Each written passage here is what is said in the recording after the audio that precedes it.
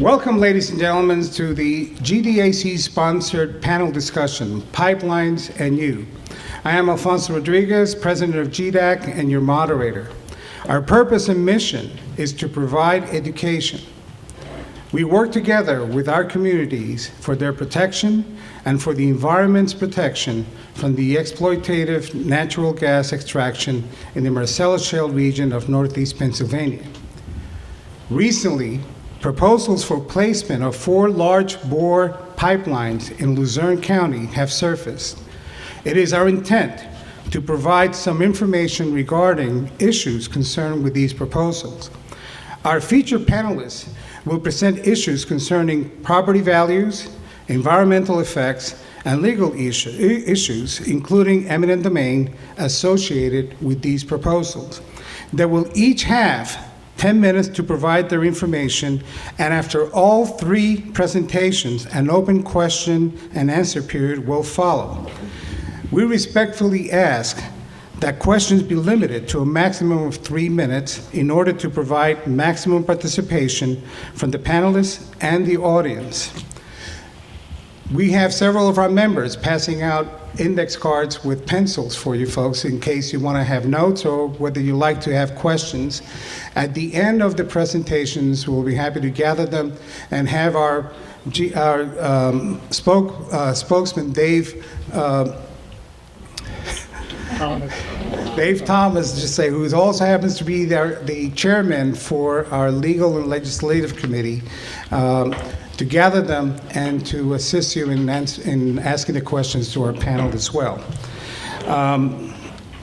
We would like to start this panel off first by reviewing the testimony given at the Federal Energy Regulatory Commission hearing regarding the Atlantic Sunrise Pipeline project that was held on August 8th, 2014 at the Lake Lehman High School. This was a clip that's been given to us by our member, Scott Cannon. Scott? 2003, December 13th, another section of the same Williams Company's gas transmission pipeline that failed on May 1st, failed in Lewis County, Washington. Gas flowed for 3 hours before being shut off. Gas pressure had already been reduced to 20% on this pipeline after the May 1st explosion. External corrosion and stress corrosion cracking were seen in this failed area. In the fourth quarter 2003, they were fined $20 million in a federal investigation for allegedly reporting false data to manipulate the California natural gas market. In 2007, in 2008, a natural gas explosion occurred in Appomattox, Virginia. 2 homes were destroyed, damage to approximately 100 other houses, and multiple injuries were a result. The pipeline split just below the maximum allowable operating pressure.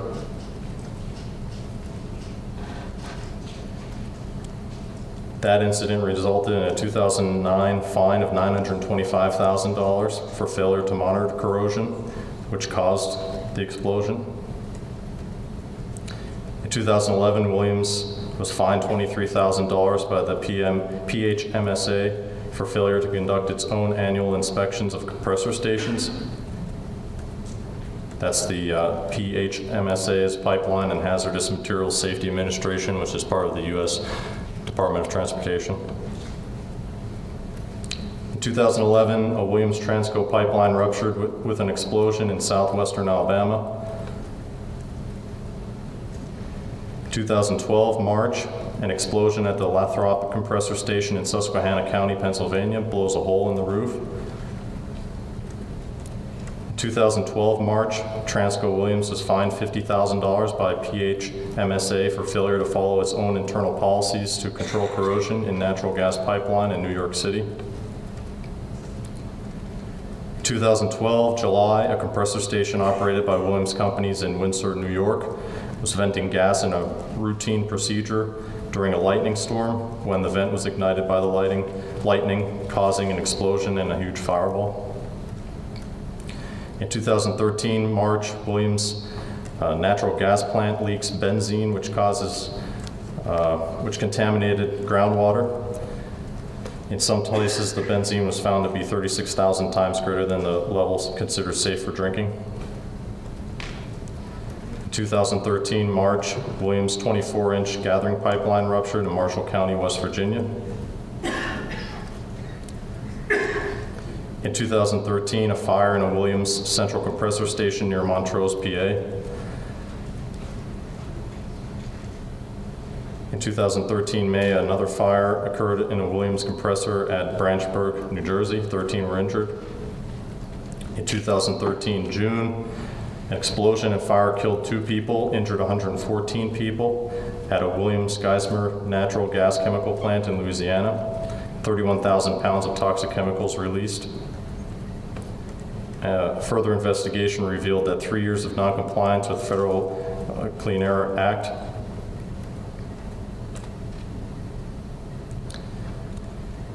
In 2013, December, Williams partners were fined $99,000 by OSHA for the Geismar-Olphins disaster.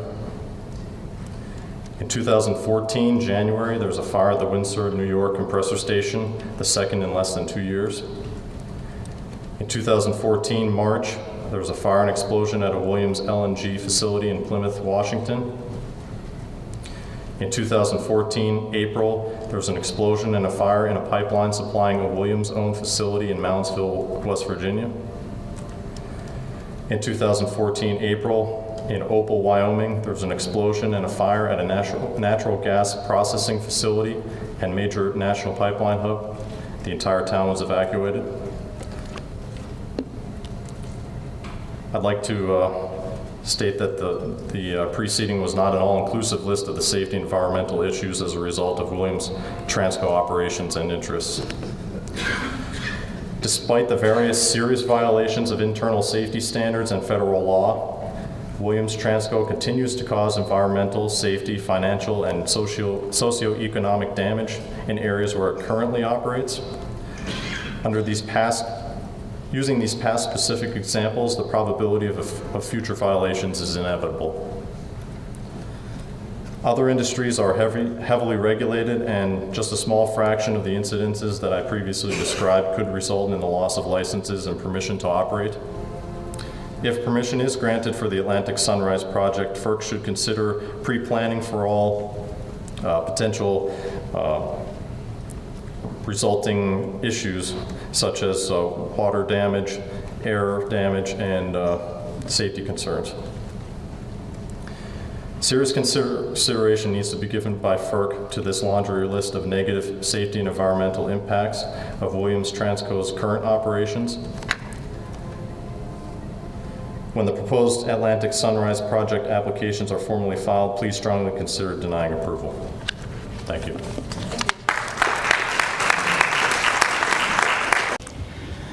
This just sets the tone. They're asking FERC to deny permits for these pipelines.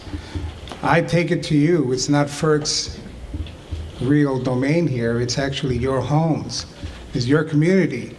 So I suggest that it's up to us to start being more vocal, be more active, more proactive in order to, try to keep these things at bay. First, I would like to introduce Mr. Joe Fisher, Master of Education, Real Estate Appraisers, Fisher & Fisher Appraisers, Inc., East Stroudsburg. He's an AQB certified USPAP instructor, a Pennsylvania licensed real estate instructor, and a Pennsylvania certified general appraiser who will present property issues associated with pipeline placement. He has continued educating himself on wetlands and has participated in conducting impact studies in various locations, and he has also served as an expert witness in multiple lawsuits. Joe, the floor is yours.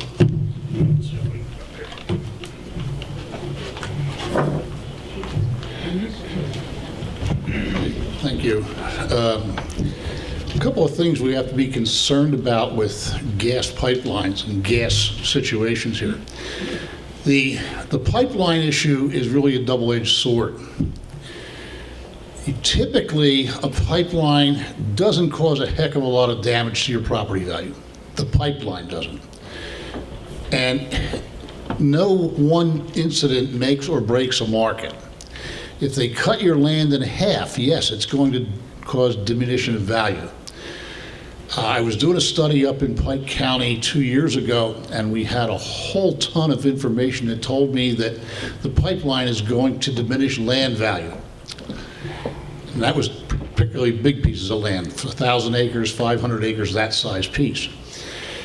Looking around for trying to find houses that have sold with pipelines on them, I found that Dave Chance, one of Dave Chance's salespeople, sold this house. It was about a late 50s, early 60s Cape Cod, in nice shape, but of that vintage. When you stepped off the front porch of that pipeline onto the lawn, you were on the easement right on top of that pipeline. It was right next to the house. So I called up to the young lady who sold his house, and I said, what was your buyer's reaction to the pipeline in the front yard? She said, they sure was nice that that gas company put all that topsoil and beautiful sod down right in front of the house. That blew my whole idea of diminution in value as far as single-family homes are concerned. If you start talking about large tracts, they'll cut your land in half. We had that in Shahola Township. The pipeline company promised to put a crossing across the pipeline so that they could build houses back in there. I spoke with that gentleman once down in Dallas, Texas. I believe it was Dallas or Houston, I'm not sure which. And we talked, and he said, oh yeah, we'll put it in for them. They just tell us where we want it. Several calls, and God only knows how many emails later, he never returned one, which tells me he wasn't being totally truthful with me. So we weren't very happy about that one. In another instance up in, again, Pike County, a gentleman owns 1,000 acres of ground. That's a big piece of land. He had 16 lots cut out of that. And we were back in there with an ATV. He was showing me these lots. And the pipeline went right in front of the lots so that they couldn't access these 16 lots. When you looked out over those lots, you were looking back at Pocono Manor in Mount Pocono, and we were up in Pike County in Shahola Township. How do I know that? I lived in Mount Pocono for 17 years. And if you go to what they call the Knob in Mount Pocono, you can look all the way up to High Point, New York. We were up just outside High Point, New York, looking back, and you could see Pocono Manor. Those lots are worth a lot of money. They were 5 acres apiece, and the pipeline, people just put their pipeline right down the middle of it and didn't care. So you got to be careful when you're dealing with these pipeline people. Sometimes they won't be totally truthful with you. They don't care if they destroy your property values. Now, I watched the video that Scott sent me on that plant, I guess not too far from here. If you have a plant or anything that's creating noise or a disturbance to your property, that's called external depreciation. It's a diminution in value from outside your property boundaries, across the street, down the street, whatever it is. Your problem with that is trying to quantify that damage. The tape that Scott sent me said, people said, I wonder what's happened to my property values. Well, it's going down. There's no question about that.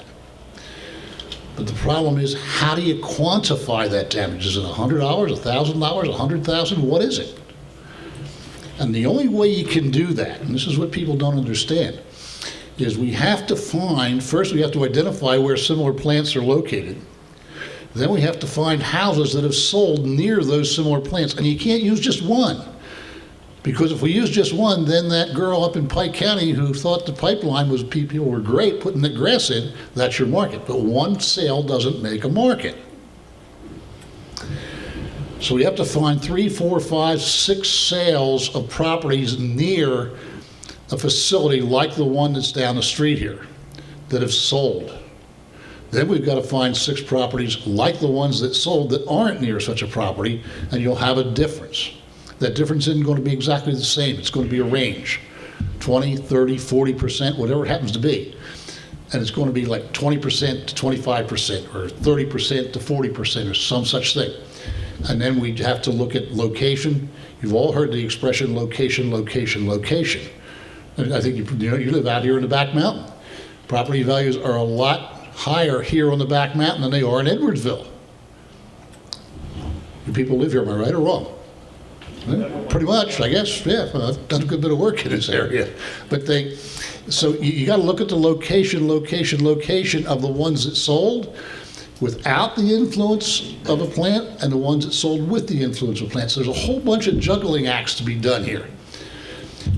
It isn't cheap. It takes a huge amount of time. And that's the big problem. The average homeowner can't afford it. It's not that your appraisers, we want to get rich. If I wanted to get rich, I wouldn't be in the appraisal business. But I have these bad habits. I like to pay my mortgage. I like to have 3 meals a day. I like to buy clothes for me and my family, that kind of thing. We have to be paid for our time. You can't be volunteering months and months at a time. And that's the problem you face. And I don't know, Todd could probably answer you better if there's any way there's any kind of assistance for the homeowner to find out what that diminution in value is. And it depends. Todd and I did one up in Susquehanna County, actually 3 houses. And they wouldn't know any diminution. There was a lot of noise from the plant nearby. And the one guy just used the house on occasional weekends in the summertime. Another person lived there full time. The third fella was a doctor who was studying to be a surgeon, and this was his respite to study. You can't study when there's a big noise all around you. So his diminution was bigger than the other 2. And again, it's that juggling issue that we all have to deal with. Okay? As far as them putting a pipeline through your property or near it, we had an explosion in Marshall's Creek about 15, maybe 20 years ago. It was at Christmas time, and I was at a Christmas party with some other brokers and a couple of lawyers, and we were looking out across the mountain, and all of a sudden the whole valley lit up. This thing blew up. You could see it. We were probably 25, 30 miles away.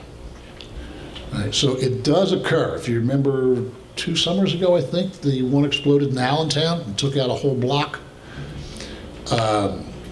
That can happen. I was involved with a case over in Wisconsin where a pipeline, before we had a Wetlands Act, they were developing suburbs back in the 60s. And they ran a pipeline underneath the electric line between the Canadian border and the Mexican border right down through the state of Wisconsin, Brookfield, Wisconsin. Lo and behold, somebody in 1990 was digging on that pipeline down in Carlsbad, New Mexico. Nicked the pipeline people went out and looked at it, said it was just a scratch on the surface of the paint. Well, years went by and it started to leak. And it fanned out and nobody realized it because natural gas is heavier than air and has no odor. Nobody knew how long it leaked. But when it found an ignition point, it exploded. And everything, people, animals, houses, plants, everything was instantly incinerated.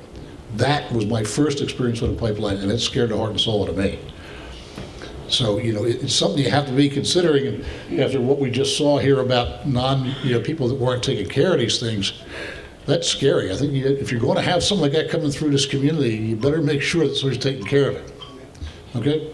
I got 1 minute, they're telling me to shut up. So with that, I'll just let it go. We all need employment. There's no question about it, but we don't need to see our houses blow up. Okay? I'll sit down. If you have questions, I'll take them later.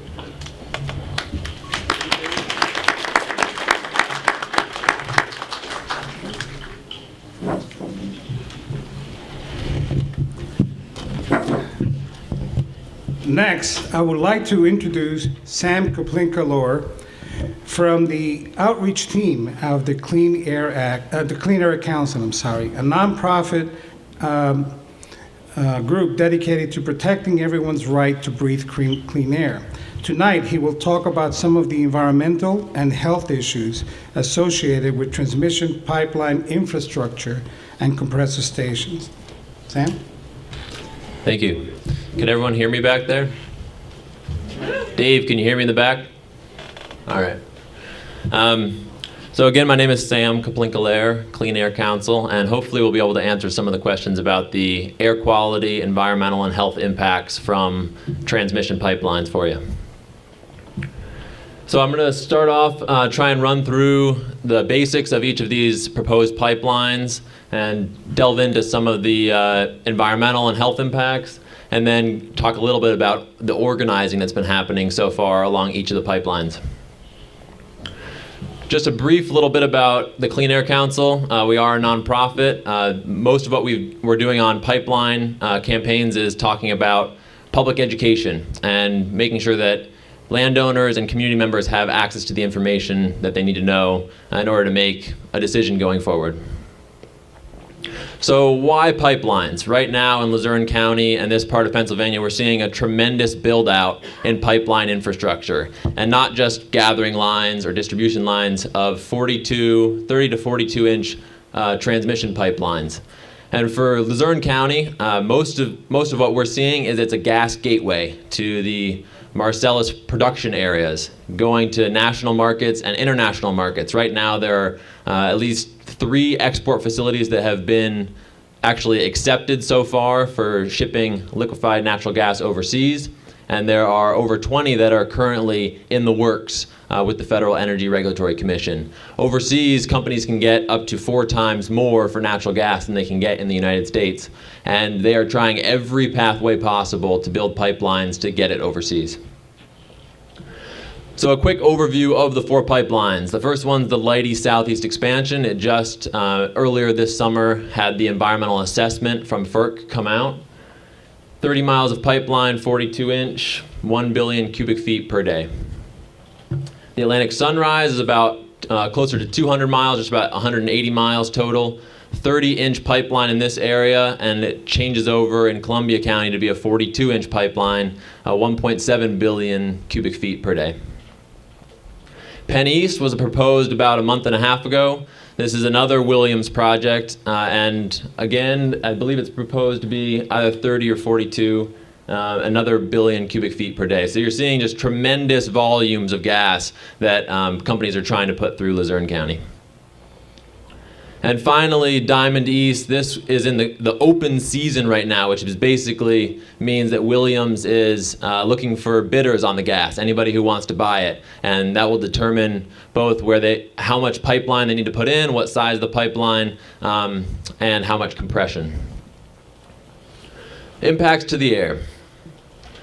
Every step of natural gas extraction and transmission has air quality impacts. From the wellhead to when it's actually burned at a power plant or in somebody's home, there are air quality impacts, both from fugitive emissions, which are leaks that are part of the process in terms of pipelines and compressor stations, as well as the energy required to compress the gas. So at compressor stations, you'll have natural gas engines more likely than not, and all of those engines, those compressor stations have air quality impacts just to compress the gas. A study that came out earlier this month found that the leakage rates are actually probably a lot higher than what the industry has stated so far. Upwards of 9 to 10% of the actual amount that's being extracted from the ground is leaking to the atmosphere. Some of the health impacts from Marcellus Shale, both extraction and transportation, are delineated here. We have this on our website, cleanair.org, and it's pretty numerous in terms of the health impacts to the lungs, to the brain, digestive system, to the immune system. Basically, all of the bodily systems are impacted by the pollutants that come out through compressor stations, as well as during the extraction process and the chemicals that are used during hydraulic fracturing.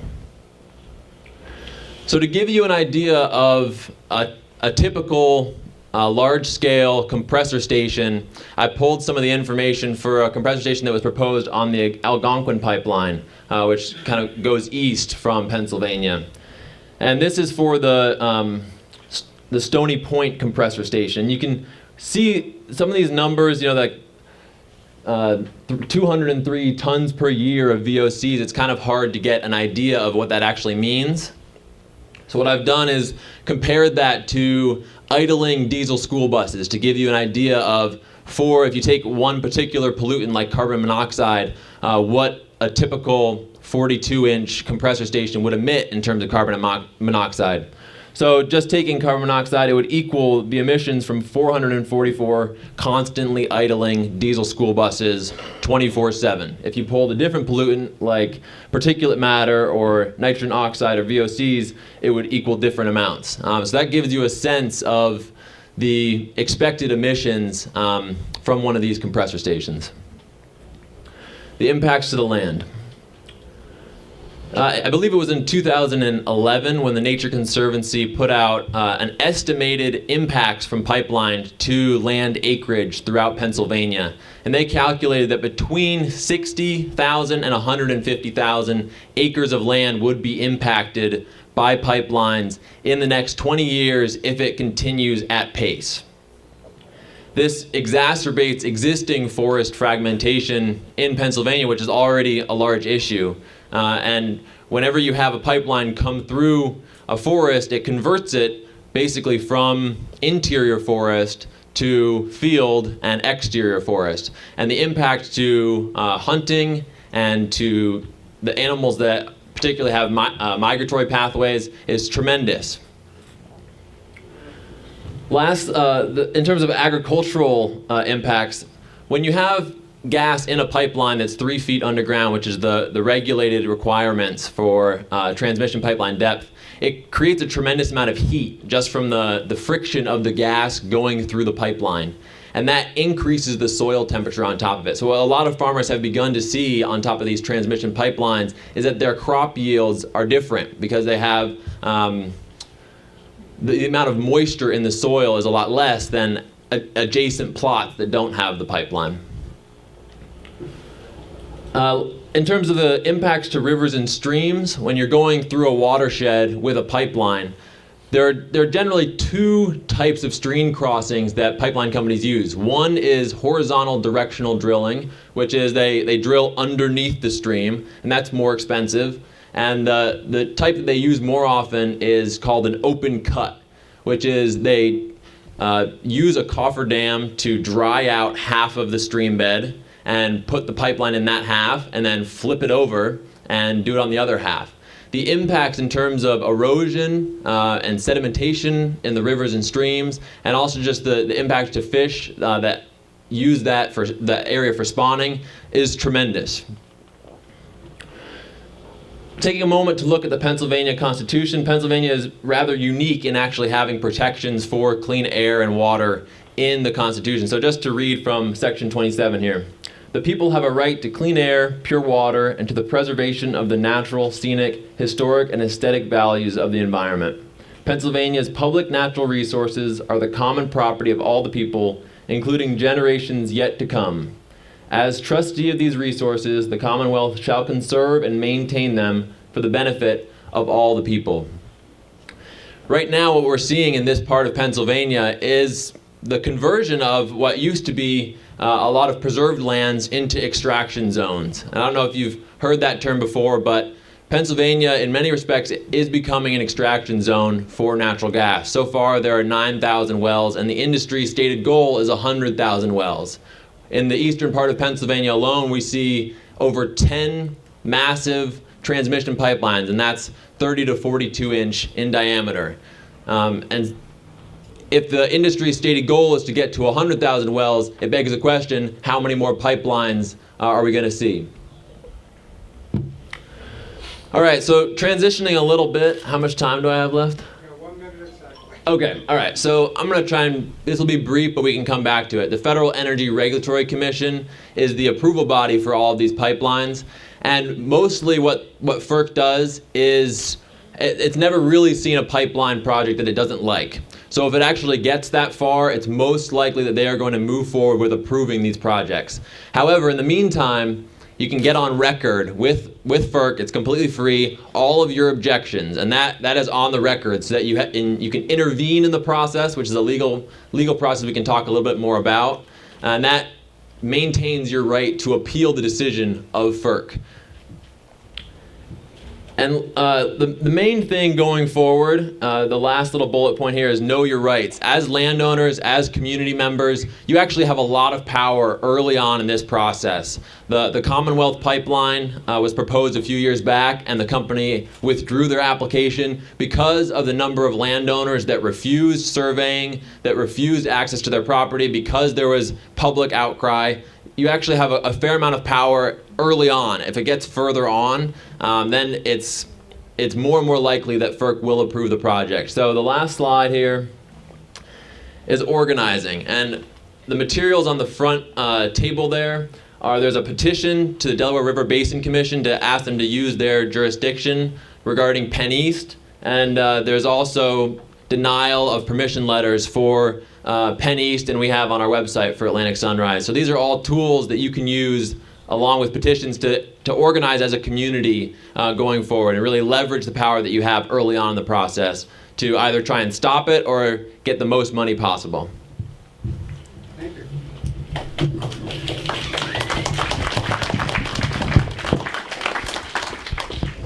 Now, last but not least, I'd like to introduce Attorney Todd O'Malley from the offices of O'Malley and Langan of Scranton, who will address legal issues, including eminent domain.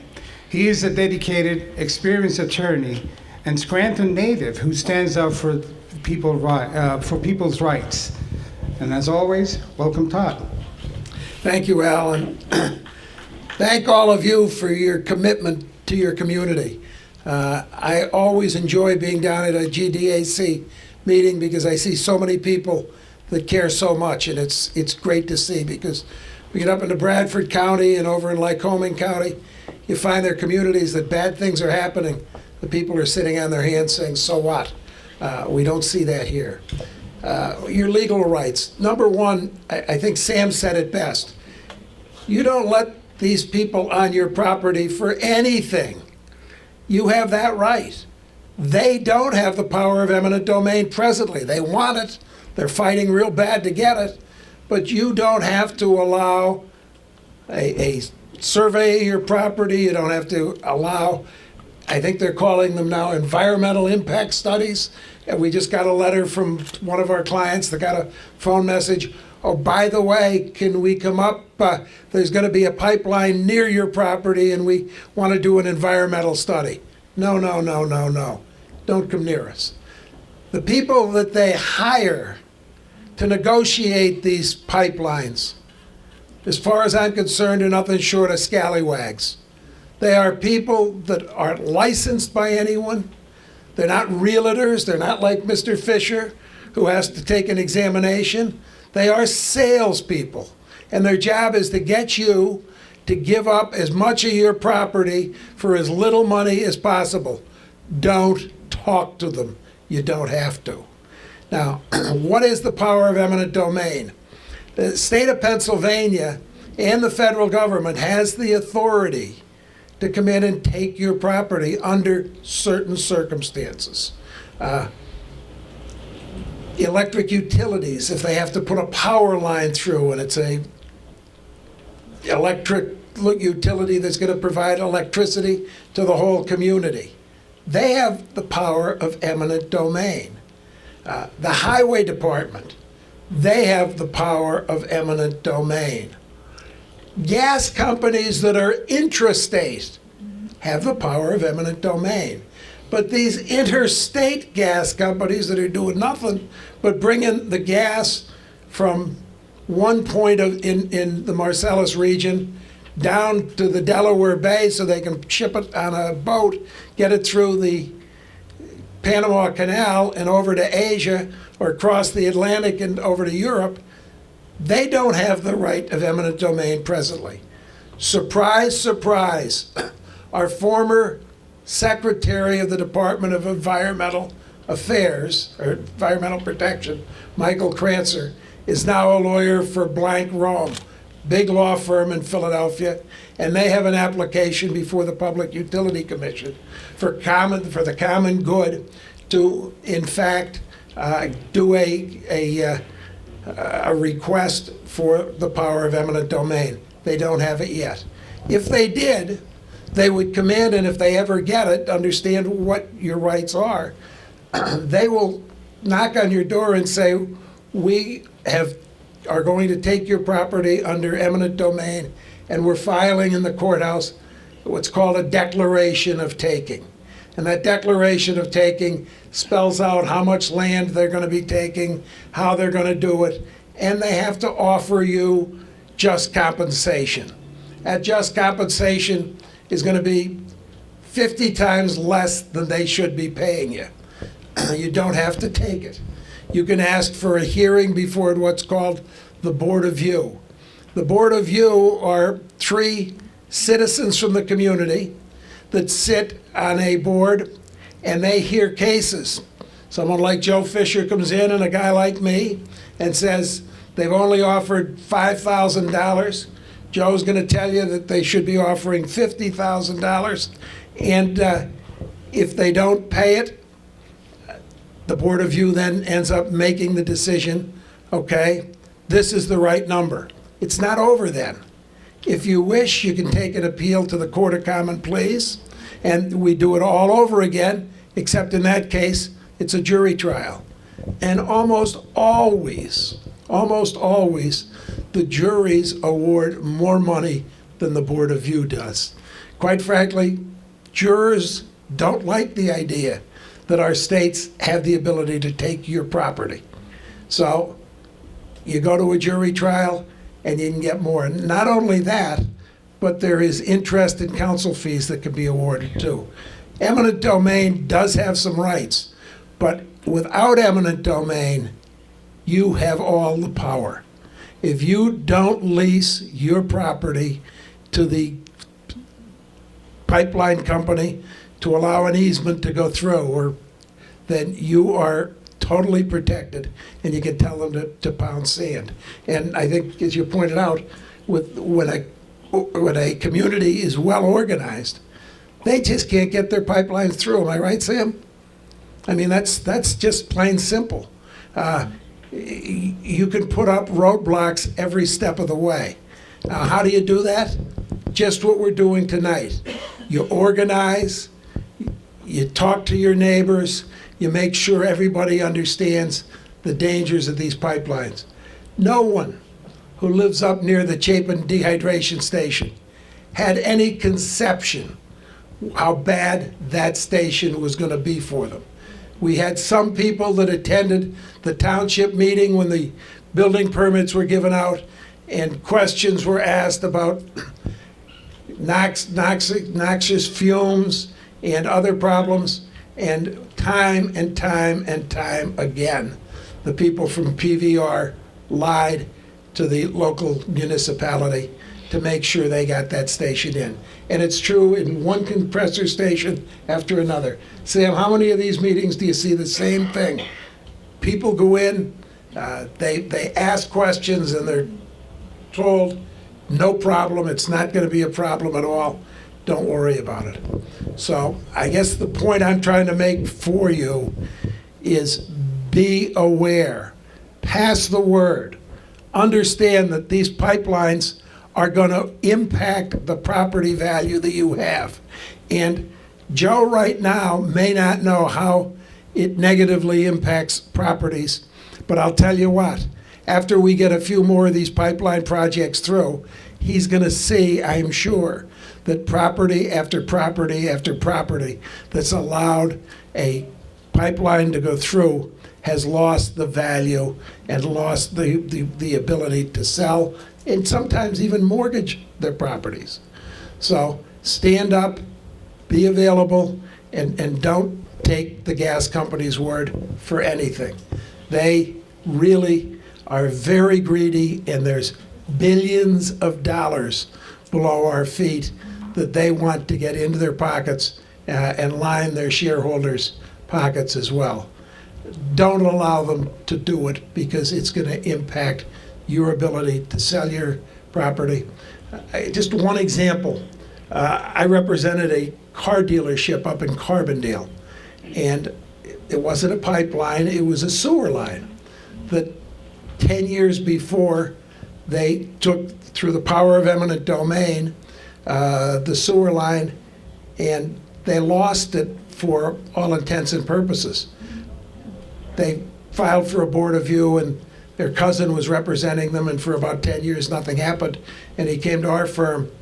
And what we were able to establish is he could never expand the size of his dealership.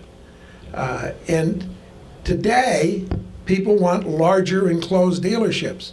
As a result, the Board of View made an award to him of a significant amount of money when we went to a jury trial and brought in a realtor to say, this is going to impact his ability to have that dealership for as long as he has it, and he won't be able to sell the dealership, and we were able to get more money.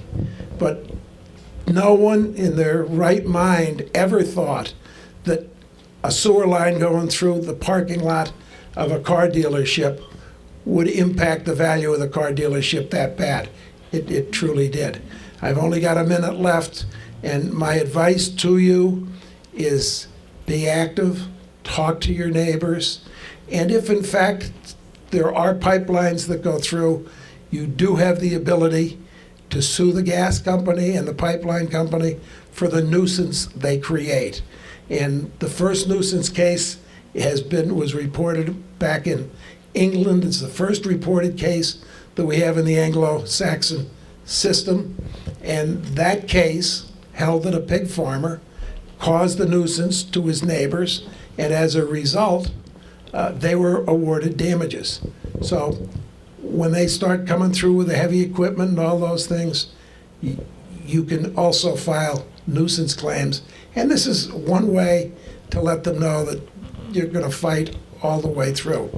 Thank you very much, and I'll be glad to take any questions.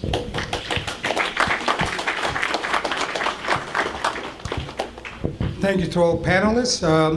If you have any questions, we'll open the floor for discussion. Please, if you have any questions on the cards, give them to our spokesman, Dave Thomas, so that he doesn't have the accent I have, so at least he'll be able to read them a lot better than I would. Go ahead, don't worry about it.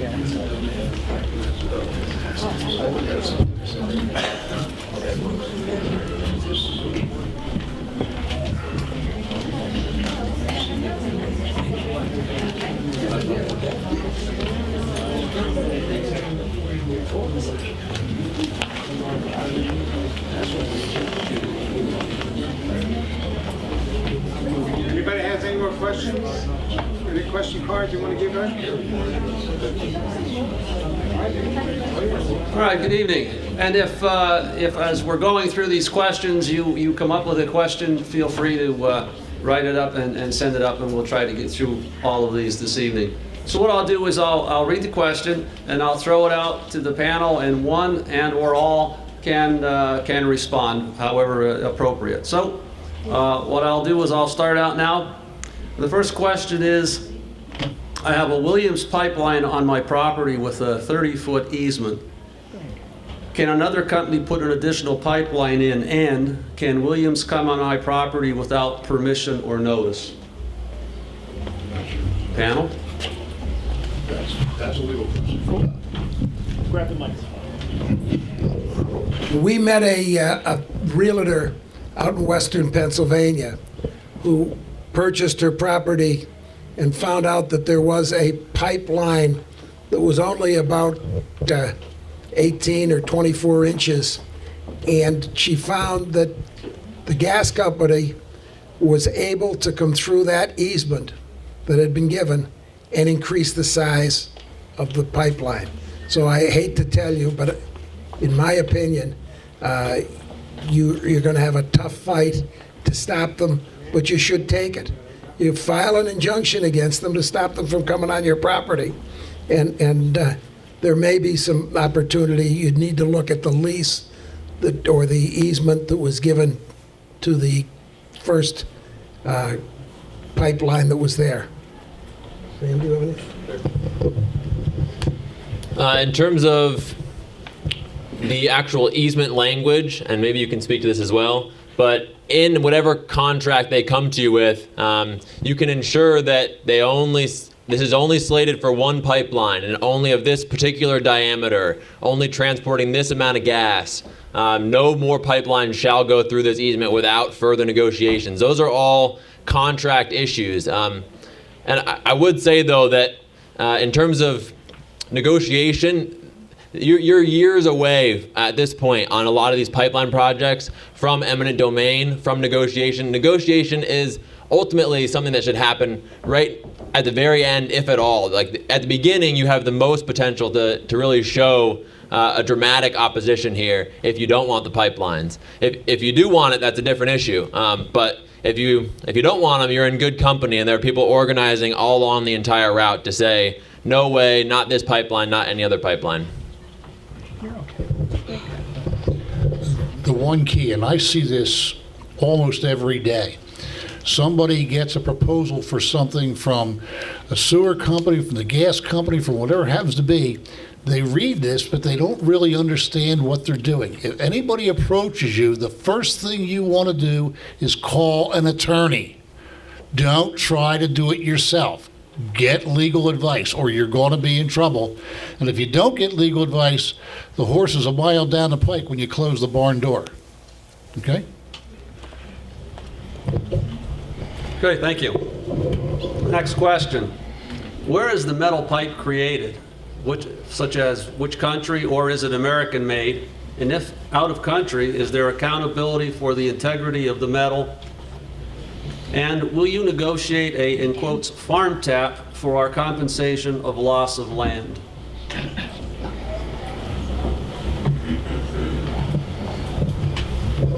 There's no law stopping that. Farm tap. I can speak to the pipeline issue. It depends on the company. First of all, a lot of the pipes are Chinese made, made overseas. However, some companies have committed to using X percentage of American-made pipes, and it depends on the company. And you can go online and research to figure out what they've committed to in terms of actually sourcing their pipes from American-made steel. You want to speak to the farm? The only thing I can say to that is, would there be a loss in value? Then the question is, it depends. You don't know until we actually research every aspect of it. You can't just... It's an incredible perk because it's unregulated gas, and it is known as a farm tap. It's totally available. I'm sorry, I didn't hear everything you said, ma'am. A farm tap is available. It happens all across our country now, and it is unregulated. We're unmetered, I'm sorry. It uses the regulator coming to your home, but it's unmetered. So it's indefinite. Like you could put up other structures even on your home and put that pipeline going to the other structures. What the point that I'm trying to make is, as an appraiser... And I think that's extremely valuable if the people did that, at least on their property, through negotiation. Oh, and you may have a point. The point you have to understand as an appraiser, as a licensed person, as Todd's licensed and I'm licensed, we can't just throw a dart. We have to have proof. You know, I'm not allowed to throw a dart and say, I think it's this or I think it's that. I say to my students all the time, and I teach appraisal courses and real estate courses. Methinks belongs in Shakespeare, not in real estate. So you can't just throw a dart and say, I think it's this or I think it's that. You'll lose your license for that. We have to prove it. My own value, I would find that extremely valuable. So if you are going to have the pipeline on your property, it's something that you can negotiate into, get a farm tap, and then you'll have free gas, is what she's saying. Oh, yeah, that's where you need legal advice to help you with negotiations. Because there are some people who are doing it, and there are some that are against it. In our area. And the question that I would have that you need to know is who maintains that farm tap and how long will it be maintained for? And if something happens on the farm tap, who's responsible? And quite frankly, I am sure that they will write a lease to make sure that you are responsible and that you must maintain it after a certain period of time. They are not generous people. That wouldn't be So in terms of actually accessing the gas, the PSI in the line for each of these pipelines, the 42-inch transmission pipelines, is around 1,500 PSI. For distribution pipelines, the one that would like go to your home, it's less than 200 psi. So what that would involve, and why the company has basically said no way for farm taps, is because you need to have a stepping down unit, and generally what that involves is stepping down for an entire city. So as an entire city, Dallas could negotiate a farm tap for the entire city, you know, something like that. No, out in Minnesota, there's farm taps that they put in back in the day, and they don't have to step them down because it comes out like, it's like a farm tap is a regulator, so it's actually stepping the gas down, and they are tapped into high pressure lines. For 1,500 psi? Yes, high pressure lines. I've never heard of that, but it sounds like, yes, that can be something to negotiate for if you have evidence to show that they can actually do that. There's no law, which is the nice part. Pennsylvania might have screwed us by not having laws, but this one here, due to it, if it does go through, we can take advantage of it. Okay, we'll have to move on because we've got a lot of questions here now.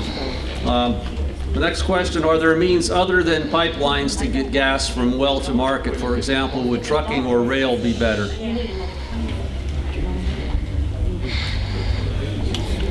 I think what we've seen with the rail explosions is they are extremely dangerous as well.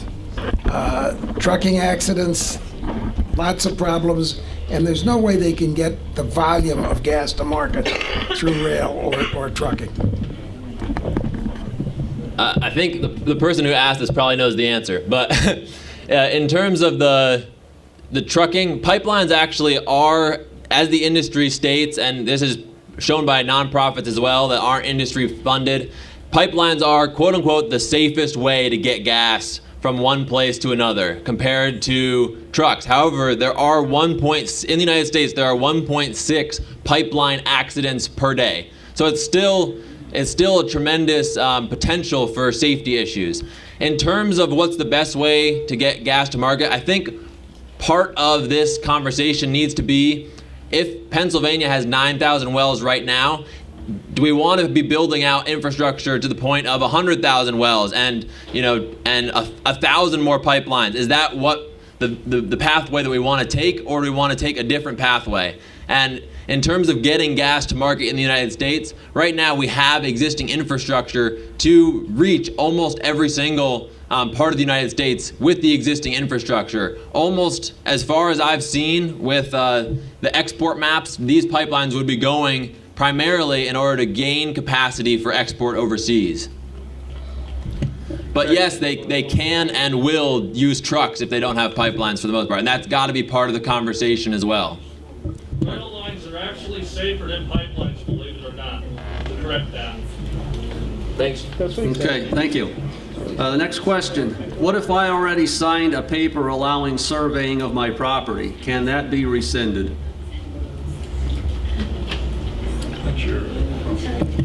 I would say it probably could not, but surveying your property doesn't give them the right to do anything but survey your property. Sorry to keep talking a lot, but there are rescinding permission letters available, and that's something that stopped the Constitution pipeline, which is from Susquehanna County up to New York State. They've been using is rescinding permission letters, and those are available online. And you can also rearrange the wording on this particular one to rescind permission rather than deny permission. And so far, what they've seen is that those do hold up. That if you have previously given permission and you no longer want to give permission for surveys, you can rescind it and request that the company send you back a letter saying that they've received it. So get a receipt of delivery for those letters.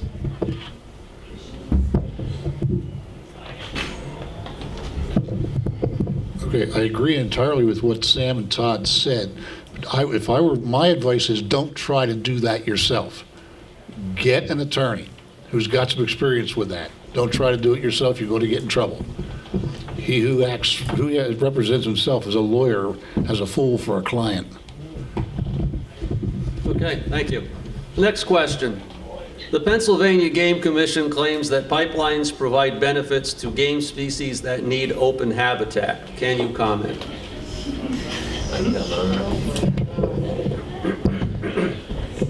So having talked with hunters, that pipelines do change game routes in forests. Game is drawn to the pipeline route. And oftentimes if you're hunting in the area around a pipeline, I haven't seen, but from the one-on-one conversations, what I've heard is that pipelines do change the routes that game follow in forests and fields depending on that route, because they're drawn, like turkeys especially, are drawn to pipeline right-of-ways for nesting. I do a good bit of land appraisals. If you drive up from Stroudsburg to Milford, for example, that's the Delaware Water Gap National Recreation Area, you'll find a great mixture of woods and open fields. If you go on Google Earth and look, people are very interested right down the area around Blooming Grove. There's tremendous areas open up in that great forest, and that forest is a Delaware National Forest, and that encompasses 77,000 acres of ground. It starts in Price Township, just outside of Stroudsburg, and ends in Lackawaxen, up on the New York border. It's huge, and there's enormous areas, open area for game up there. All right, thank you. The next question. Do gas companies use existing utility easements? In other words, I have electrical lines going near my property. Can they use that right of way? No, they cannot. An easement given to an electrical company is for that specific purpose. I don't believe the pipeline company can come in and use that easement.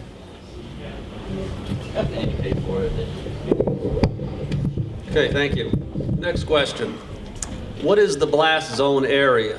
Do they remove the mercury from the natural gas, which is a corrosive to pipelines and compressor stations? Do they even test for it?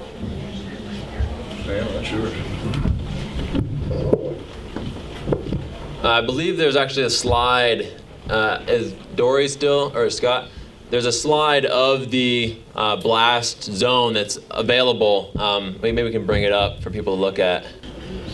And from the numbers, from the existing quote-unquote accidents, AKA explosions, that I've seen, the data for here of the explosions in the past few years, they're actually a greater radius than what these numbers are here, generally by a factor of about a third or so, greater than the numbers that are presented here. So and this is maximum operating pressure by pipe diameter, and gives you the expected hazard area, quote unquote, in feet. And for a 42-inch line at a maximum operating pressure of about 1,500, you're looking at 1,100 to 1,200 feet of instant incineration.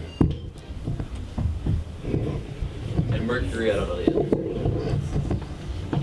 Okay, thank you. The question of pipelines ignores the benefit to landowners who stand to receive royalties if the infrastructure is installed.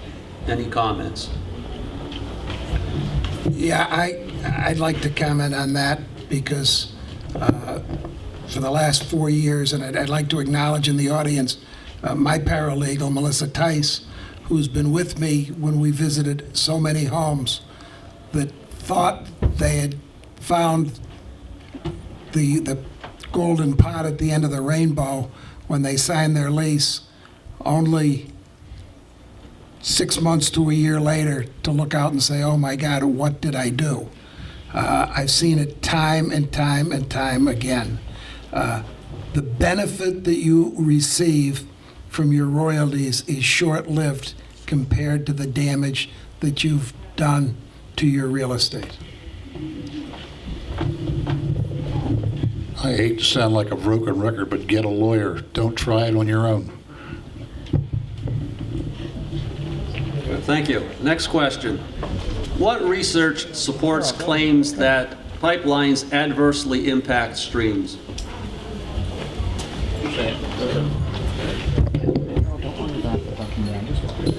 The Delaware Riverkeeper Network, you can find them online. They work to protect the Delaware River watershed, and they have a tremendous amount of research that they've done both in the field testing of streams before and after pipeline construction, as well as other studies available on their website. They're a great resource for the impact to streams.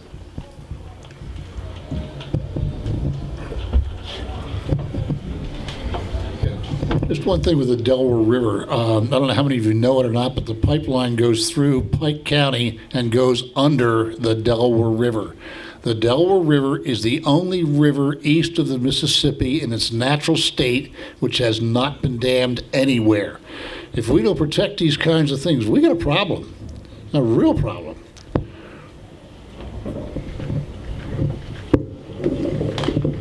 Next question, what rights do we still have if the pipelines and metering stations are already in our community?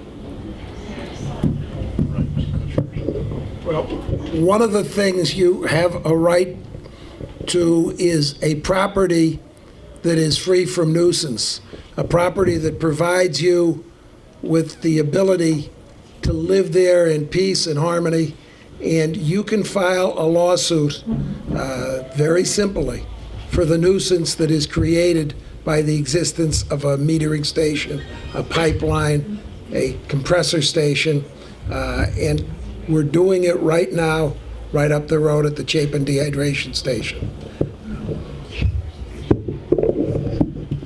Okay, next question.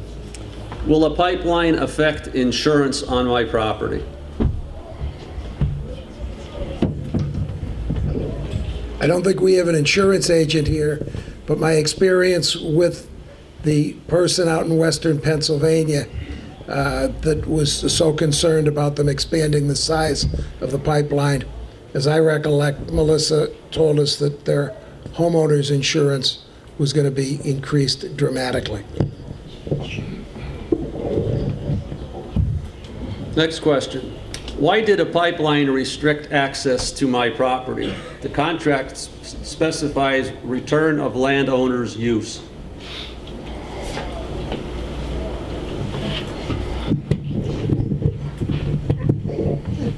The people that put these pipelines in are responsible for maintaining them in a safe manner.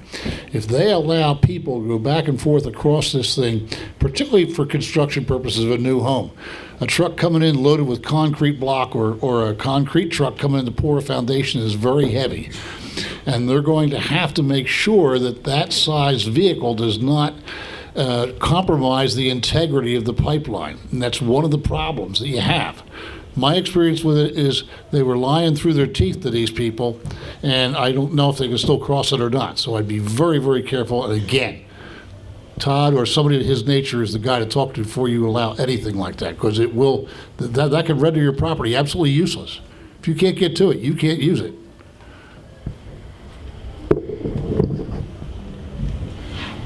Next question. What stations can we expect in our immediate area of any of all, if any or all of these pipelines are permitted?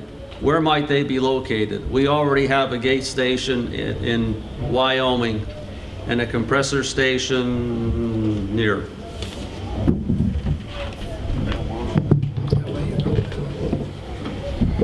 So for the Atlantic Sunrise, there's a proposed compressor station in Wyoming County, I believe is the last location they've talked about for that one, as well as Columbia County, another compressor station, as well as increased compression at existing stations in Luzerne County. For Penn East, there would be 50 new miles of pipeline and increased compression, most likely at the existing compressor stations in Luzerne County. Diamond East, they're in the open season right now for that, so it's unclear where exactly the compressor stations would be.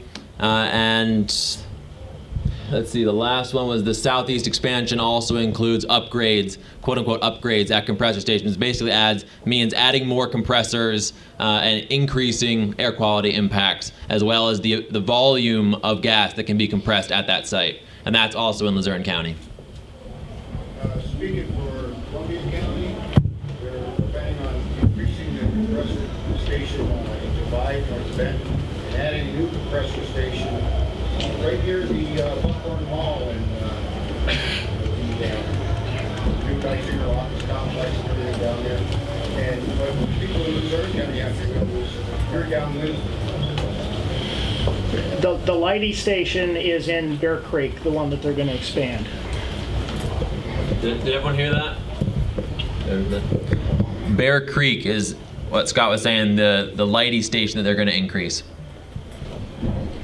Where are the compressor stations in Missouri County currently? Bear Creek is one? As far as I know, the only compressor station is in Bear Creek. There's some other facilities, a glycol dehydration station right up the road to Chapin. That's usually part of a compressor station, but because of the issue they had with building the compressor by the schools, they split it up. They put that one there, they put the compressor station up the road about 30 miles. Another one is slated for Penn East or Franklin Township. Okay, next question. What are specific impacts of pipelines and gasification on agriculture and livestock production on valuation of agricultural land and valuation of agricultural land? You know, just talking about that. Maybe the valuation piece. No, the valuation. All right, the valuation of it is something that has to be determined by a study. You can't, again, I apologize, we can't just throw a dart and say it's going down 25% or 30% or whatever. As far as the impact on livestock and crops, I think it's more for Sam to address.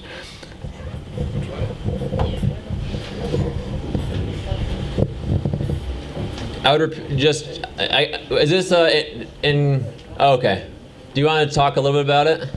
Sure. Yeah, great. My name's Nate. A lot of my friends call me Ducky. I work with a group called the Shale Field Organizing Committee. I'm based in Benton, where I'm also a certified naturally grown farmer. The Atlantic Sunrise Pipeline is coming about 2 miles from the farm I live and work on. And I guess I'm particularly interested in kind of drawing the lines between there's been a lot of studies on the effects of gas extraction on livestock production and livestock health, and using livestock as a kind of a gauging meter for how that can then be extrapolated to human health effects as well. And I'm, I guess, particularly interested in hearing a little bit about how pipelines play into that. And I know you talked a little bit about how pipelines can affect soil temperature, but I'm wondering if you have any more information about those sort of impacts. Did you want to speak to that? Yeah. Yeah, my name's Alex. In our presentation in Mechanic, I mentioned some of the issues farmers are concerned about were the access to pasture and planting fields during the construction phase. We had an instance in Pike County where a commercial horse stable, was actually compensated by the pipeline company to stable their horses for the entire year of construction outside of the construction area. And I think that anyone who uses pasture or growing or fields for growing should be asking Williams, if they in any conversation, if they come to your door, how will you cross my pasture? How will my cows or my livestock be able to utilize that during the year? What kind of compensation? And I think people should be aware that that's an issue for them. And for soil temperature, in the Tennessee pipeline in Pike County, the average in our litigation with Delaware River Keeper Network, it was at 60 degrees Fahrenheit all year round underground. So you see the snow melt earlier on it. So it's not extreme temperature, but it is a warmer temperature. I don't know how that would affect a growing, for growing and things like that on top. But yeah, I think that's something to consider as pastures, and also hardwood farms, and also sugar maples and things like that that you utilize for maple sugar orchards, things like that. You can't grow trees on top of a pipeline right of way. It's so there's issues like that too. Isn't there also a separate eminent domain process for agricultural land? You want to speak about that? I was reading the entire eminent domain law for Pennsylvania, because, what else do I have to do? And it said that there was a separate process for agricultural lands, and that there was a board that specifically addressed eminent domain and agricultural lands because they're considered a very important part of Pennsylvania's economy. And that's something that we've talked about in Columbia County, and I know the folks down in Lancaster who are also addressing the Atlantic Sunrise Pipeline we're talking about. And so I'm wondering if that's like another avenue of like addressing this and making sure that these companies who are just out for private profit don't get the right of eminent domain when there are other like valid and time-tested economic uses for this land. I am not aware, and I've been before the Board of Views with the Department of Transportation where we've taken farmlands and we've never had to, in fact, go before any special board. It was always just the Board of View. But when you talk about agricultural animals, Cornell University obviously is a great resource. We've talked to a couple of the professors up there that have done some studies on the impact of shale gas extraction on farm animals. And we represent a woman up in Susquehanna County who has had an alpaca farm, and she raised the alpacas and bred them and used the hair for special projects. Her alpacas began having stillborn calves and deformed calves. We also had the same situation with a dog breeder up in Bradford County who was breeding Newfoundlands and again having all sorts of problems. But yeah. They did deter around the farm right in Northmoreland, right at Weaver's Market. There's a farm on 292. The first paperwork was issued that it was to cut through. The family's name is the Knowlton Farm, it's a dairy farm. It was to cut right through and then skirt the edge of another property. Strangely enough, all they had to say was no and give them no permission. They went next door, and the pipeline is moved. So beyond that, and then cut back to that original line and work its way down. And it is possible. There is a, if I... off of your property, I'm assuming, because nobody can give me an answer. If I can just suggest to you, Mary was kind enough to give me Dr. Michelle Bomberger and Robert Oswald's abstract on the impact of shale extraction on farm animals.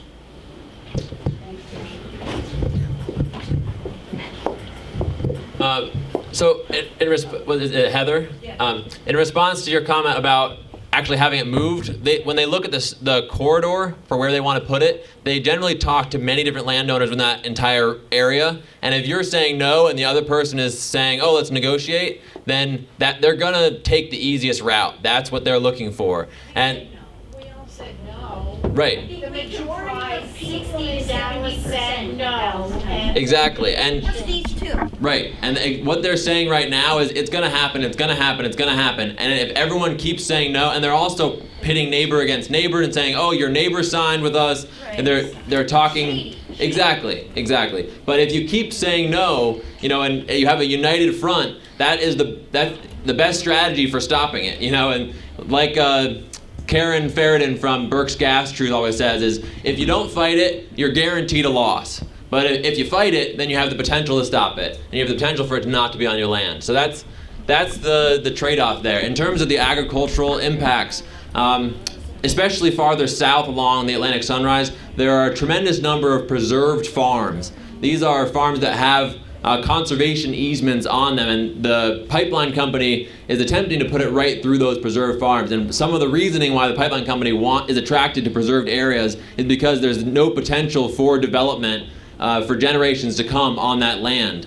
And moreover, if there's a public outcry, then they can do the old bait and switch technique where they say, oh, we'll just move it off of where you don't want it, on these preserved farms, we'll move it somewhere else. So it's, in terms of the agricultural impacts, a good person to talk to down in Schuylkill County is Jim Hepler, and he's a farmer down there, a dairy farmer, and the Atlantic Sunrise proposed to go right through his land, and he's done a lot of research on the agricultural impacts. I can get you his contact information if you're interested. All right, thank you. We need to move on to some of these other questions, or we're going to... Yes, go ahead. Just one comment quick about your loss of production of either animals or crops. That can be quantified. Any accountant or any appraiser can do what's called a discounted cash flow analysis. It's a complex mathematical analysis, but that will hold up and it proves you've got a loss. Okay? So you need to contact either an appraiser or an accountant on that deal. Yes, ma'am. You determine lifetime because this is considered a lifetime. This is not a 20-year lease with a pipe company or 30, which have negotiated for our area before. This one's considered lifetimes. How do you quantify a number for lifetime? In perpetuity. Is it, do they? In perpetuity is still, it's more than a lifetime in perpetuity. Look at my age and say, oh, you're going to die at 85 and subtract my age. Perpetuity means forever. Yeah, you need two things. You need a lawyer and or an accountant and appraiser. That combination of that team. Okay, thank you. We need to move on. The Transco, Penn East, and Diamond East pipelines will all run parallel through Luzerne County. Would it be fair to say if one blows, they all blow? There have been instances where there are 3 pipelines in a right-of-way and one blows and the others don't blow, but I understand your fear, and if you have 3 next to each other, a tremendous explosion, I think you're right to assume, could set them all off. Okay, the next question. Do you want to respond to that? No. The next question is a 2-part question. The first one is why have American politicians missed the implementation of alternative energies? For example, the progress found in Germany. That's the first question. And second, how deep is the corruption between politicians and corporate America? I guess that goes the old saying of money talks and something else walks.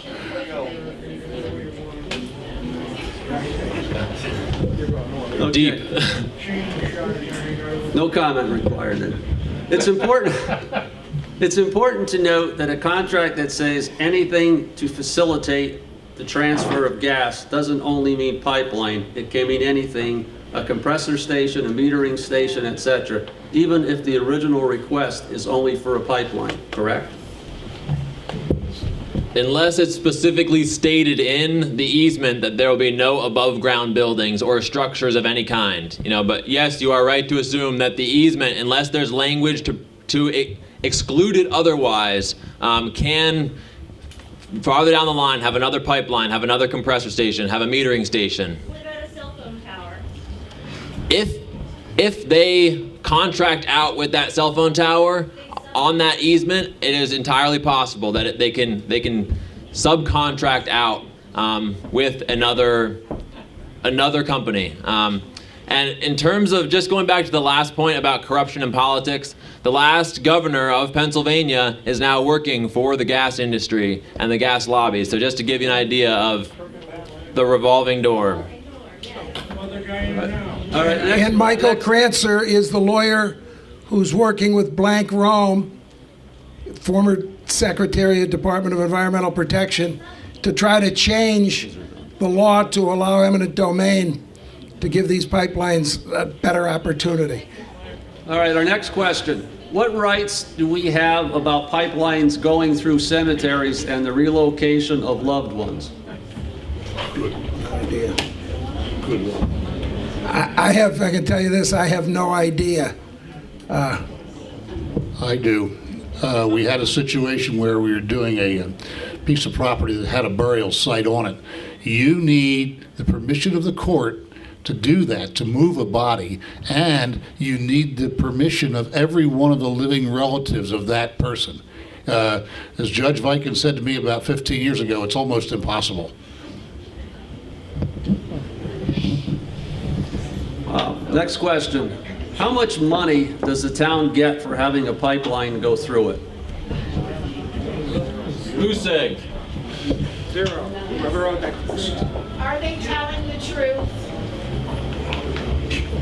I don't know. Is that true? Is that a true statement is my question. I mean, we've not been told the truth very often. I've been told lies since I was born by the government. Okay, so is that a true statement? Are you asking like in terms of corruption, like them getting paid under the table? Yes, sure, that's a way to get paid. Beyond that door. Are you gonna find out maybe someday? Right. I hope so. I hope we'll find the answer to that. I mean, we see the funds with Act 13, and I don't think these people even have any idea that last year's impact was, what, 226 million? And it's all divvied out. Like, there's a Marcellus legacy fund that they're not even containing money in to help our future issues, which we all know are gonna arise because we completely understand and see what's going on north of us. But we won't institute a law, and we're gonna allow it to come down here and infect our waters, make us ill, and we're allowing it. I can't even understand why people would talk about leasing. A lot of questions want to go over. I just asked Al for permission to excuse myself.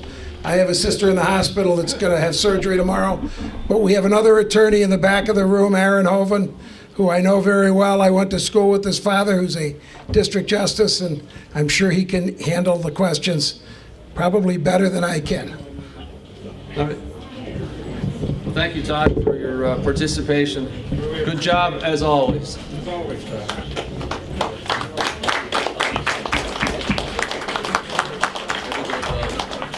Okay, we'll continue on with these last few questions that we have, and much in line with one of our previous questions. And the question is, how much support can we expect from our borough and town councils, and what is the best way to motivate them?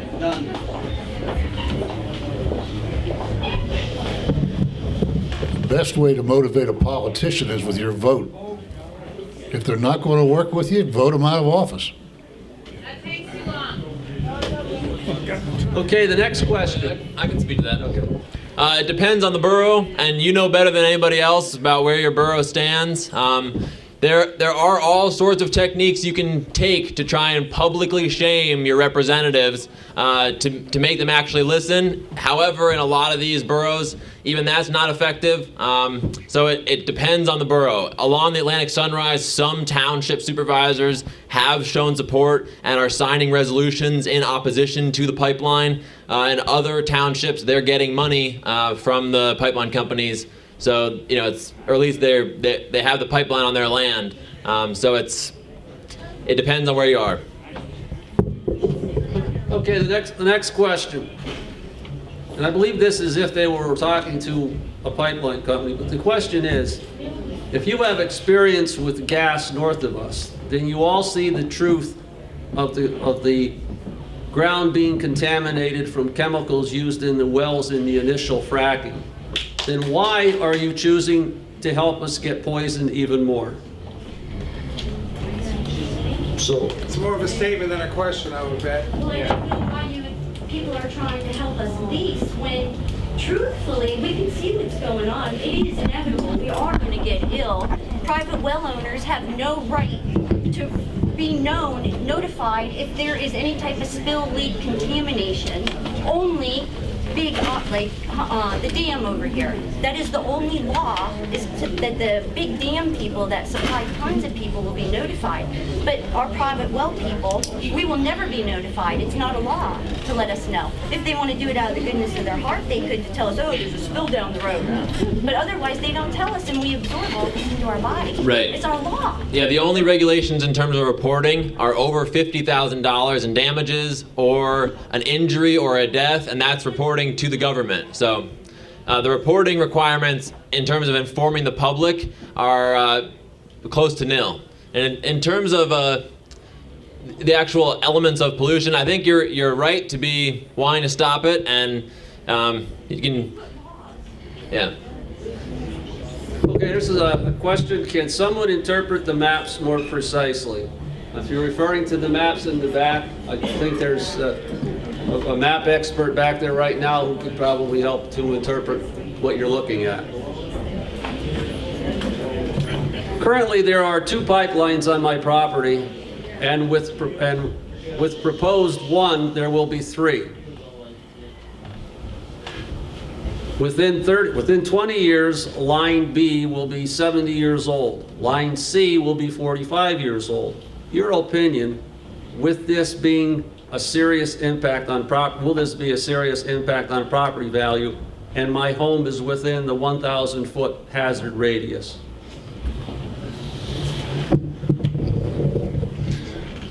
Again, what you got to do is find homes like yours that have sold that are not impacted by the pipeline. Then find other homes like yours that are impacted by the pipeline that have sold. Without those two pieces of data, all you're doing is throwing a dart, and you can't do that. Okay, this is the last question we have for the evening. Actually, it's definitely not a plus. I mean, all the money, you get all the money up front and you get zero money as time goes by and you have a liability. So quantifying that is tricky, but it's definitely not a plus. And the last question is, how is the fracking initiative going to impact the surrounding areas, particularly Dallas? What can we anticipate?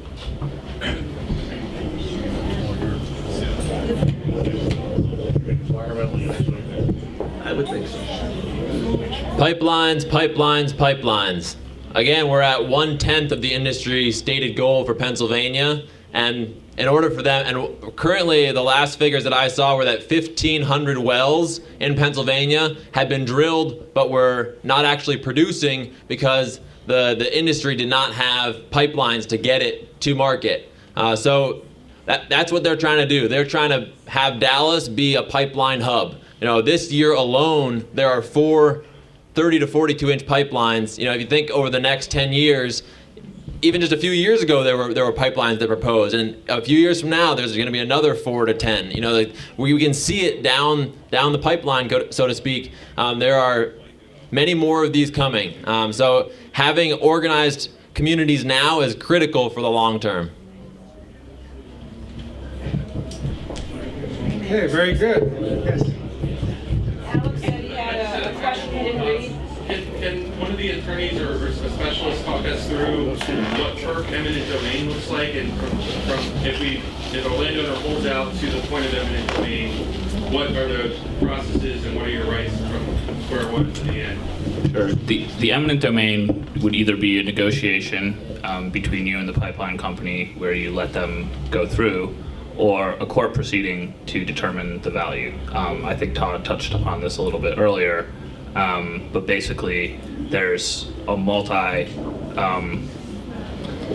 court proceeding. Multi-level meaning you would start at a lower level. If you don't like the result, you could appeal, but that's primarily over the value of your property and not over whether or not they can have eminent domain. A separate action that you could take would be trying to block the assertion or the granting of eminent domain to the pipeline company, which I think Todd said and a couple people here have said, that's not a really high percentage litigation. Todd talked about the PUC. Is it the same or different with FERC as the federal? The PUC is the Pennsylvania's Public Utility Commission, so that's the Pennsylvania kind of equivalent of FERC. But FERC is a FERC project. That's really what I wanted to. Yes. So it would be the same or? No. This is an, you know, I think in the Tunkhannock meeting you guys talked about that a lot of the pipeline is in Pennsylvania, and it's only in a very hyper-technical way that it crosses state lines. So that's a potential basis to challenge FERC regulation. Then still, the pipeline would be then possibly given eminent domain under the state. But right now, it's a FERC application. FERC will likely grant eminent domain to them, and would the court process be the same? Like for PUC or for the same court process? Yeah. Yes. Aaron, Same court process. How can FERC make a decision when it's conflict of interest, they get millions of dollars from Williams? How is it our best How is that interest? even possible that the lawyers in this country allow an organization, federal, not really federal, to get money from Williams and then grant them permission? That's conflict of interest. Is that not a simple solution to this problem? Well said. Simple solution, lawyers. Yeah, it's true, but that wouldn't work in court. there is definitely a conflict. Conflict of interest doesn't exist in the United States. No, their response would be that they manage the conflict properly. So we can use that as citizens then. I mean, we citizens get walked on every day by attorneys, politicians, and money grubbers, okay? Every day. So I don't understand why this isn't so, it's simple in my mind, the conflict of interest. Another thing, the homeowners thing, I'm gonna lose a bunch of acres. I have to pay the taxes on it. I get a few pennies on an acre. I have to pay the taxes forever on it. I can never use it, okay? And they have permission for time immemorial to put on as many pipelines as they want. And if Williams sells it to another company, that company can do whatever they want with it, but I'm responsible for the taxes and any problems on the property, but I can't use it. And Well said. Lawyers should be able to say, this is ruining my health, everything, my health and everything. And back to that, how about if alpaca's babies are dead and deformed, what about the human babies? Right. We Yep. see things with there. Why are we using our hindsight? Lawyers can only interpret the law. You got to get on your lawmakers about this stuff. I've tried, Noise and my and lawmakers trade law, here, absolutely. The noise and my trade law. lawmakers here said, dump it on Lou Barletta, Karen Boback, and Lisa Baker said, who cares? We don't even know what pipelines are. I didn't know about the pipeline until this month. Who cares? You go to Lou Barletta. We went to Lou Barletta. Yep. Then nobody cares. And there are like this is not in your interest. The reality is that the pipeline is not being built for you. It's not. It's not your interest. It doesn't benefit you. Case on eminent domain as described by Attorney O'Malley. Right. And in terms of actually taking action at FERC, landowners have been taking action at FERC the entire summer. They've been shutting down the offices because they've been so PO'd, no. Based on what Attorney O'Malley said, it's an open and shut case. Well, Based on his statement. but I'm talking about something a little bit different. What I'm talking about is people being so fired up about this issue that they've actually shut down FERC's offices this summer. And there are continuing shutdowns of the office because it hasn't actually been representing the people. And there's another action at the beginning of November. If you're interested, I can give you more information about it. In DC, people are shutting down FERC's offices because they don't want FERC to continue operating because it is not operating in the public interest. If our health board operates under the authority from Pennsylvania, from the state, the health board can supersede absolutely the PUC. The only thing, and it's about our health board, if its authority specifically comes from our state, they can supersede it as long as we have no laws. The health board, just to let you know, just to correct you a little bit, the health board has no power in this, and I'm a physician in this state for 30 years. I'm telling you the way it's running. It's not necessarily correct.